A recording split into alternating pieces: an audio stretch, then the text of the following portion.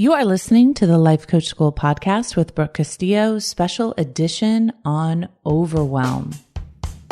Welcome to the Life Coach School podcast, where it's all about real clients, real problems, and real coaching. And now your host, Master Coach Instructor, Brooke Castillo. Hello, my friends. Welcome to the Life Coach School podcast in Dallas. I am so excited that I'm here and I'm in my new place, in my new house, in my new office, rocking the podcast for the first time. And so welcome. And I wanted to create a special edition podcast for you all on overwhelm. I'm going to try and keep it short, but I want to tell you a little bit about my story of moving here so I can use it to demonstrate the ability not to overwhelm and how it changes everything. So let me start by telling you guys the story of how we got here. It was a long, long story, but I will shorten it up. So here's the deal. We decided to move here within about 6 weeks. Once we made that decision, we sold our house and we're going to get everything packed up and out here so we could do a 30-day close on this house that we bought. And when we found this house, this beautiful house to buy, there were some changes we wanted to make. It's a brand new house, but everything in it was dark brown. And so we wanted to take the floor that had been dyed dark brown and we wanted to make it light again. And we wanted to paint everything that was painted dark brown in the house white. We laugh a lot that if the question has the word color in it, the answer is always white. What color? White. I like white everything. So, and then we needed to change out some light fixtures and change some carpet out and do a few different things. So we decided to do that when we left here the last time. And so they had about 30 days to do that. So we went back home and I tried to find a moving company. I ended up going with the Pods moving company. So I had to hire separate packers, separate loaders, and then the Pods. And it was just one thing after another with what happened. It turns out that the packers that we had come to pack the house, I wasn't there. I had left early because I was going to go meet with a colleague and I was going to go to Canyon Ranch, and I had already scheduled everybody to take care of all the packing and moving and everything. So Chris wasn't going to have to do anything. He was just going to have to supervise them. Well, it turns out that the people that came to pack didn't really know what they were doing. So they didn't disassemble my desk. They didn't disassemble shelving to make enough room. So we were down to the wire basically to having the Pods picked back up, and the Pods were full and we did not have enough room for the stuff in the backyard. And some of the stuff in the house. So Chris ended up, instead of getting another Pod, which we couldn't get in time, Chris ended up selling all of the rest of the stuff that wouldn't fit. And I'm trying to manage this all from, across the country. I'm trying to help Chris out to get this all organized. He's trying to sell everything. It was a wild, crazy ride. Then we got here, we had an Airbnb scheduled, and we got here and we were talking to the builder and he said, yeah, it looks like we're going to be about 2 weeks late in terms of getting the house ready. And we were like, what? That doesn't work for us, right? We have the stuff coming. We got to move in. Our Airbnb is only for a week. We got to move in. We don't have the luxury of 2 weeks. That's not going to work for us. We have to close on our house and all of that. So they scrambled trying to get everything organized so we could close on a certain date. Then the mortgage company, the title company comes to us and says, no, we can't close on time. We have all these reasons why we can't close on time. So they wanted to push that out another 3 days. Again, we had our stuff coming. We had the unpackers coming. We had our Airbnb expiring, and everything just kept coming up. You're not going to be able to do it. So we decided through that whole process not to get overwhelmed, not to get stressed, not to get mad, just to manage solutions. And so we got to the place where we had a solution. We were going to move into the house early. wasn't going to be ready, but we would at least be able to get our stuff in. We started unpacking all of our stuff. And what we realized is that the people that had packed us had not done a good job. So much of our stuff was treated so poorly and shattered. I mean, some of the, like, we had some glass lamps that were shattered. We had, anything that was glass that needed to be in bubble wrap was not. Stuff that should have been wrapped was not wrapped. It was unbelievable. And the whole time I felt like I needed to make sure that I didn't get angry and I didn't get upset and I didn't generate any more stress than I needed to. And so I just kept telling myself, there's math and then there's drama. There are things that happen and then there's the thoughts we have about it. And one of the ways that as we were unpacking all of our things and they had just been thrown into boxes and not organized and not wrapped and not cared for, I just kept saying to myself, my kids are here. My kids are healthy. Everything's great. My kids are here. Everybody's healthy. Everything's great. And it just immediately put perspective on all of the things that we had to sell because it wouldn't fit, all of the problems that these packers had caused for us. What I recognized as I was thinking about all of this, as I was unpacking the way that, and really seeing the way that they had treated our things, is I just kept thinking, getting mad at someone who works as a packer, packing my things for the way that they packed my things has no upside. Even if I could call those people and yell at them and explain to them how they should have taken better care of my things, because that's what I was paying them to do, wouldn't serve a purpose. And it was so profound for me to recognize that. I wanted somebody to know that they had done it wrong. Like, this isn't how you pack things. It's like when you have a glass lamp, you have to put bubble wrap around it. You can't just put it inside of a box because it was completely shattered, right? I wanted to explain that to them. But what I recognize is that there's no upside. The bottom line was, we're going to be able to make a claim. We'll probably get a small percentage of what it was worth, and then we'll move on with our life. And we can either do that with a lot of stress and a lot of yelling and a lot of freaking out and a lot of complaining, or we can do it with grace and we can do it without the overwhelm. And that's what I did through every single episode that came up. Every single, seriously, every single thing that could go wrong, we just laughed about it. We just said, okay, there's another thing. There's another thing. Stuff that was supposed to be delivered on one day came on a different day. Things that were supposed to be taken care of were not taken care of. Now, mind you, the process of moving across the country is crazy anyway, because this is what I kept saying to everyone. I can't find my face. You're out of sorts. You don't know where you live. You don't have a home. And then when you finally do have a home, you don't have window coverings on the windows yet, right? Nothing is organized and consistent and familiar. And your brain is freaking out when this is happening. Your brain likes consistency. Your brain likes familiarity. Your brain likes everything to be the same, because that means that we're safe and that we're going to survive. But when you're moving, it is the opposite of that. Everything is crazy. Everything is in disarray. Your brain knows for sure it's going to die. So being able to manage your mind through that process. So I want to say that I think it was important for me to really take care and manage my own mind. Now, that is simply all of the moving that we had to do.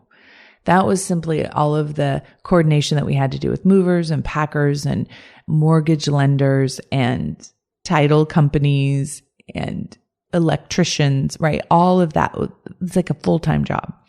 But during that time, we also have to manage our business, and we also have to take care of our customers. We also have to make sure that, Scholars is working. We had a couple issues with our website, that needed updating and needed, taking care of while we were doing that. We had some customers that were having some issues that needed some help.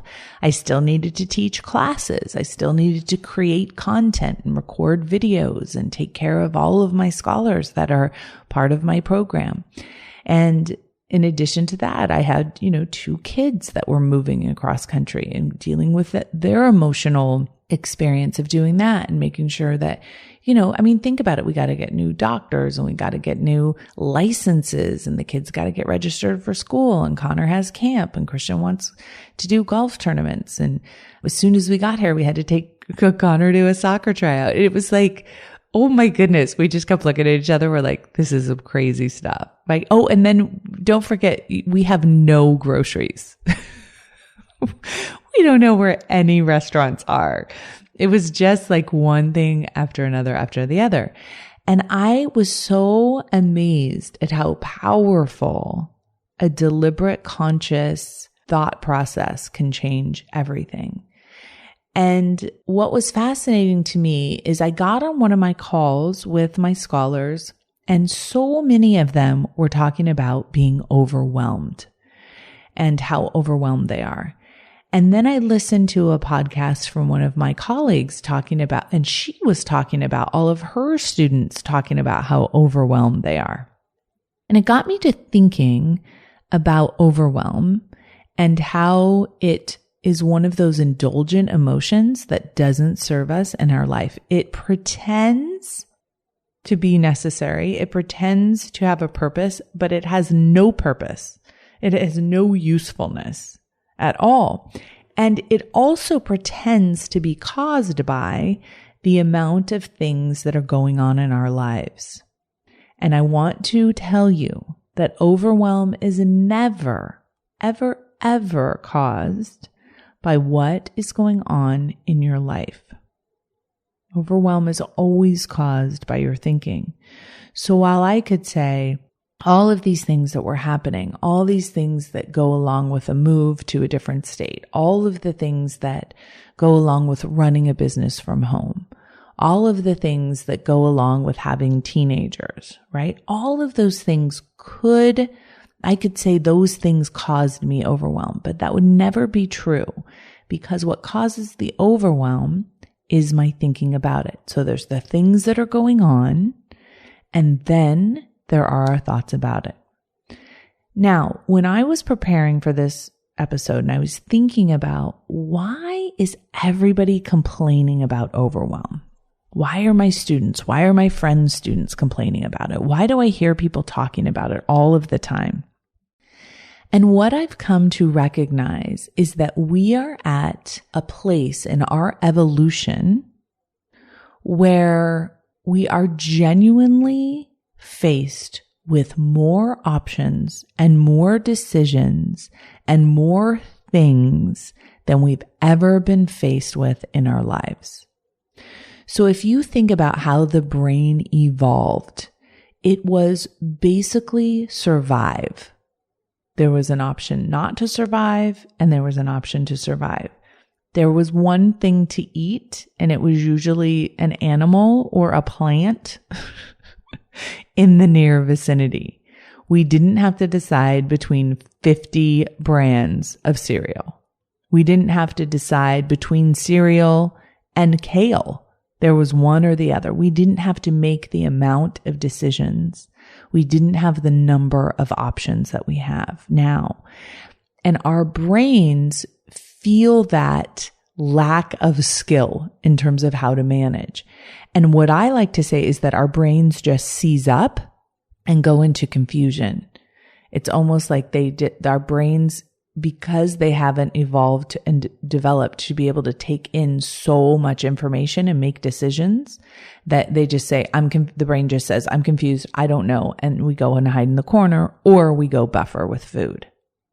Or we just go into a complete emotional meltdown, which I was very tempted to do during this move process. But I saw that it was just my brain freaking out with the number of options, the number of things that were unfamiliar, and the number of things that weren't going according to plan. Your brain likes routine. It likes plans. It likes things to go as they've always gone, because that means that we will stay alive. So I want you guys to think about the number of options that we have now in TV programming. Think about all the channels, all the options, Netflix and Hulu and iTunes, not to mention all of the channels on Uverse or DirecTV and all the movies out there and all the independent films, right? Think about the number of choices that we have just in TV. That was something that our human brain never had to deal with. Like even just think about a couple hundred years ago. The brain didn't have to spend time deciding which show to watch. Wasn't even something the brain had to entertain at all, right? Think about the number of food options we have. Just think about a grocery store. Think about the job opportunities we have. You can literally work doing anything you want. You can be a butler. You can be a carpenter. You can be a mechanic. You can be a life coach. You can be president, right? So many options. This is a brand new development for humans to have so many options.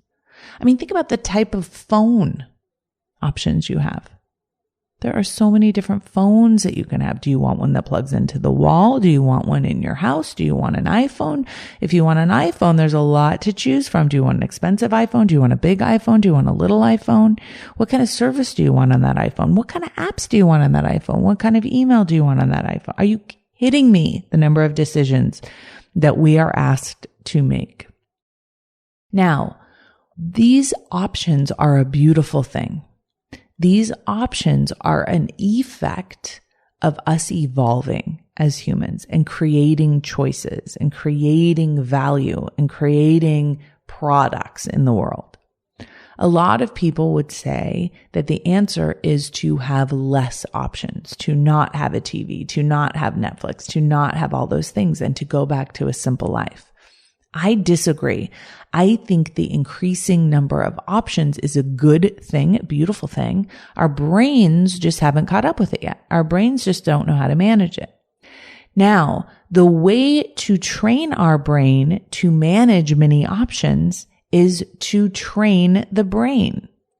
But what most of us do instead of training our brain and using the skills that we need to develop when it comes to making conscious decisions and using constraint and really managing the I don't know about things and managing the undisciplined thoughts. Instead of doing that, most of us just go into confusion and we go into overwhelm. We let our brain completely freak out on purpose and we don't train it to handle the number of options. Here's what I want to tell you. If you want to make a contribution to humanity, one of the things that you need to train your brain to do is to train it to manage options because they're not going away. Just think about the number of things in the world that never existed before, that exist now. I mean, I'm looking around here and I'm thinking about 1,000 years ago, right? I'm thinking about what didn't exist that's in my office. Everything. I'm looking at my Apple computer. I'm looking at my microphone. I'm looking at the headset that I have, the lights that I have, the window pane, the screen. I'm looking at the brick outside and the lawn and the little flag in the lawn. Everything, like the number of things that exist now is so hundreds and hundreds of times than the number of things that existed thousands of years ago, right? So that's just going to keep perpetuating. I think it's a beautiful thing. I think what happens is creating more things creates more problems, but then we also create more solutions. That's how we evolve. So what I want to offer you is that overwhelm and confusion is a knee-jerk reaction to a number of options, to the number of things not going the way we want, and to the number of decisions that we are being asked to make on a daily basis. And you can look at this and run in a corner and hide in confusion, tuck yourself into a bed of overwhelm, Or you can start training your brain to manage a surplus of options, a surplus of challenges, a surplus of issues. Too much of a thing doesn't cause overwhelm. Our brain hardware just simply hasn't caught up with our current environment. It's the way that we think about it, the many, many, many undisciplined thoughts that we have around our options, and our knee-jerk reaction to say that we don't know how to figure out solutions. And what I want to offer to you is that you can always figure out a solution. What I want to offer to you is that your brain is designed to think thoughts it's never thought before. It's designed to evolve. It's designed to create new neural pathways that create new emotions, that create new actions, and therefore new things in the world. And when you hide from it with overwhelm, you are missing that opportunity. When you're in overwhelm, you are repelling freedom, you're repelling money, you're repelling the options that are available. Overwhelm to your brain is actually a way of staying comfortable. And even though overwhelm doesn't feel comfortable, it feels familiar. And when there's so many options out there, confusion feels like a safe place to stay. Just think about the amount of stuff we have. I was thinking about this when I was unpacking and looking at just the things that I own. And I'm a minimalist, and in the sense that I don't have anything in my life that I don't absolutely love or use. I just don't. And I still have so much stuff, right? I have a potato peeler, and I have a platter, and I have, 8 cups, just every little thing, right? On top of every little thing. And all of the decisions that I had to make on where to put everything in my kitchen. I'm going to give you a little example of this so you can see this in your own life. When you require your brain to make a decision and to not delay a decision, but to make a decision, you create the ability to make a decision. So here's what I did. I decided as soon as I took something out of a box, I decided where it would go in the kitchen. And I put it there. And then the next thing I took out, I decided where it would go and I put it there. Now your brain is like, but you don't know where you want it to go and you haven't figured out the kitchen and you need to think about it more and da da da da. But here's what I decided. I would put that thing there, and then if it didn't work there, I could change my mind and decide to put it somewhere else. But then I've made 2 decisions. I've trained my brain to make 2 decisions instead of making none and being in confusion. This is the exact skill you need to develop when it comes to deciding what job you want to have, how you want to work, how you want to complete something, how you want to create value in your life. Asking yourself to consistently do thought work and make decisions is what prevents overwhelm. You have to release yourself from constantly believing that you don't know what to do. And just do something, because when you start doing something, you will learn whether it was the right or wrong thing for you to do, as long as you're doing thought work around it and making sure that all of your thoughts are clean in what you want them to be. The second thing you need to practice is constraint. Instead of giving yourself all of those options, you have to train your brain to give yourself fewer options. So when you go into the cereal aisle, and you're standing there and there are 50 options of cereal, you can stand there. First of all, I don't recommend you eat cereal ever. It's a poor example to choose. So, hey, that's actually a very interesting thing. If I go in there, those 50 cereals don't overwhelm me at all. You know why? Because I don't eat cereal. So cereal isn't an option for me. I've constrained myself away from it. I don't have to be overwhelmed by the options. But if you're someone that eats cereal, constrain yourself to 2 options. Instead of picking from 50, say, okay, you can either have this one or that one. Now, your brain will tell you that you're missing out. Your brain will tell you that there's other things to consider. Your brain will tell you that you should read all of them.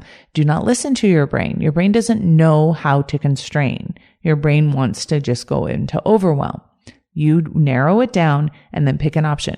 Now, the key is you have to support your own decision long enough to be able to execute it, right?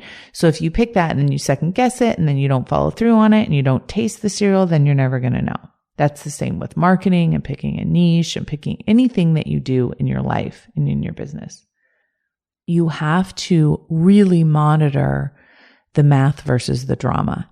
You really have to stay on top of, does the facts warrant stress? Do the facts warrant complaining? Do the facts warrant negativity? So when my title company tells me that they're not going to be able to close on time because they didn't follow through on some things and they didn't get the paperwork in on time, that's the math of it, right? They promised me they would get it done on a certain date and they're not following through. So I can complain to them. I can be negative towards them and I can stress out about it. Does any of that add value to me, to them, or to the world? Does it get me a better result? Does it make me close any faster? And if the answer is no, I immediately let it go. Now, sometimes, like with my builder, I could come to them and say, listen, guys, I know that you're telling me you can't get it done, but you have to get it done. Or I'm not going to pay you for this, this, and this. Now, that's a very different thing. I can ask them to be preventative and ask them to follow through on what they've told me to do without getting angry, without getting stressed, and without complaining, right? It's very tempting to complain. It's very tempting to get negative. It's very tempting to yell at people. And I'm not saying I never do that. Please don't hear me say that, because sometimes my brain just takes over, right? And that's where I go. But what I have recognized is that it's never useful. It doesn't add any value. And because I'm committed to loving my experience of moving here and to being positive and to really enjoying the process, I constantly have to remind myself that getting stressed out, getting overwhelmed is not useful. And so many of you are using overwhelm as an excuse not to do what you're meant to do in the world. So just in summary, here's what I want to remind you. Many options are a beautiful thing. We don't need or want to change the number of options in the world. We need to develop the mental skills of constraint, decision-making, and deliberate discovery versus confusion. So when you hear yourself overwhelming, here's how you'll know. You'll say, I'm just too busy. I just can't handle it. It's just too much. I'm just too exhausted. I'm just too tired. I can't handle it all. There's too much going on, right? When you hear yourself, it'll always be laced with a little bit of self-pity. What you want to do is separate out what are the facts of what you have to do versus what is your drama about it. What are your thoughts about it? When you look at the facts, when you look at the math separately from the drama, you will have so much more peace and so much more freedom. So immediately stop yourself. Really manage your vocabulary, right? I never say I'm so overwhelmed right now. I'm so stressed. I don't have enough time. I'm too busy. I find all of those thoughts, especially said out loud, serve no purpose but creating drama. Okay? So notice those things. Don't let those things interfere with your life. Be more deliberate. Overwhelm is not something that happens to you. It's something that you create. Constrain your options on purpose by using the power of your brain to constrain, and then make decisions and make them quickly and powerfully, and then support your own decisions. Do not indulge in regret. Do not indulge in confusion. Do not indulge in overwhelm. Be willing to fail. Be willing to make the quote unquote wrong decision so you can prevent yourself from being overwhelmed, and then you will know what the right decision is. Okay. If you are someone who is using overwhelm as an excuse, here's an example that I give to my scholars. When you go into Netflix, you do not feel overwhelmed by the number of choices because you don't feel like you have to watch every single movie right now. You get to pick the movie that you most want, and then you get to watch that movie. It is a privilege to have that many choices. And I want you to see that in all of your life. The more options, the better, right? You just have to use your ability to take a stand, make a decision, be willing to commit to that decision. That is a higher level of expectation for the human brain than has ever been asked of it, right? We are asking more of our human brain than we ever have. So you have a choice. You can either indulge in overwhelm, or you can be part of the solution of evolving our brains to make higher level decisions with more options than we've ever had before. I want to encourage you to give up overwhelm and give up confusion. And then you can be like me, where you live in your house. And even though all these crazy things happened, you just get to recognize that there's no reason to be overwhelmed, that everything is wonderful, everything is amazing, and you get to appreciate the part of life that is the best part of life, which is everything you get to experience because of all the options in the world. I mean, think about this, you guys. This is so crazy. You can live in any state or any country for that matter that you want to live. We literally just picked a city in Texas and moved here. That is the glorious, wonderful opportunity that we have to be able to choose anything for ourselves and then commit to that decision and follow through without indulging in overwhelm and worry. It has worked out amazing for me, and I know that it can work out for you for anything that you want in your life. All right. I hope you guys have enjoyed this special edition. We'll be back to the regular edition next week. Take care, everyone. Have a good week. Bye-bye. Hey, if you enjoy listening to this podcast, you have to come check out Self-Coaching Scholars. It's my monthly coaching program where we take all this material and we apply it. We take it to the next level and we study it. Join me over at thelifecoachschool.com/join. Make sure you type in the THE lifecoachschool.com/join. I'd love to have you join me in Self-Coaching Scholars. See you there.